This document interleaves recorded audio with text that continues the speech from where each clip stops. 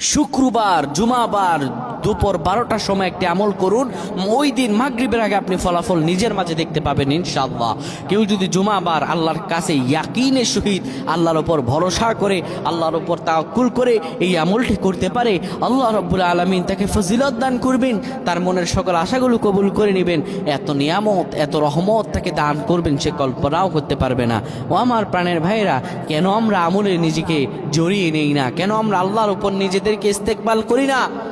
আল্লাহ রাব্বুল আলামিন এই জুমাবার সম্পর্কে বলেন, ইয়া আইয়ুহাল্লাযীনা আমানু ইযা নুদিয়া লিস-সালাতি মিন ইয়াউমিল জুমআ ফাসআউ ইলা যিকরিল্লাহি ওয়া যারুল বাই' যালিকুম খায়রুল লাকুম ইন কুনতুম তা'লামুন।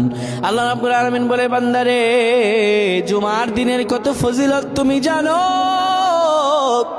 এই জুমার দিনে আল্লাহ পৃথিবী বানিয়েছেন, আবার এই জুমার দিনে আল্লাহ রাব্বুল আলামিন পৃথিবী ধ্বংস করবেন।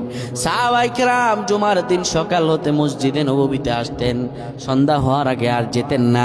দুপুর 12টা যখন বেজে যাবে আপনি সব কাজকর্ম বন্ধ করে দিবেন, আল্লাহর ঘরে চলে আসবেন। আল্লাহ বলেন, ইযা নুদিয়া লিস-সালাতি মিন ইয়াউমিল জুমআ, যত কাজ আছে সব বন্ধ করে দাও, ওয়াদারুল বাই, সব বন্ধ করে দাও, আল্লাহর ডাকে স্মরণ হয়ে যাও, আল্লাহ স্মরণে নিজেকে দাবিত করো। মসজিদে চলে আসবেন, ওযু করে নেবেন, কিবলামুখী হয়ে সুন্দরভাবে বসে যাবেন। সুন্দরভাবে বসে যাওয়ার পরে আর রহমান আর রহমান আর রহমান 7 বার পড়বেন। এরপরে দুরূদ শরীফ 30 বার পড়বেন, সুবহানাল্লাহ 33 বার পড়বেন, আলহামদুলিল্লাহ 33 বার পড়বেন, আল্লাহু আকবার 34 বার পরে সূরা ইখলাস 3 বার পাঠ করে আল্লাহর কাছে যদি দোয়া করেন, মাগরিবের আগে দেখবেন শরীরটা হালকা হয়ে গেছে। আপনার মন বলবে, আমার দোয়া বোধহয় কবুল হয়ে গেছে। এত ফজিলত, এই আমলগুলো শেয়ার করে দিবেন। আপনি আমল না করেও সওয়াব পাবেন। আপনার একটি শেয়ারে আপনি মা বোনদের কাছে এগুলো বলে দিবেন, এই যুবকেরা আল্লাহর কাছে বেশি বেশি চাইবা, আল্লাহ অবশ্যই কবুল করবেন।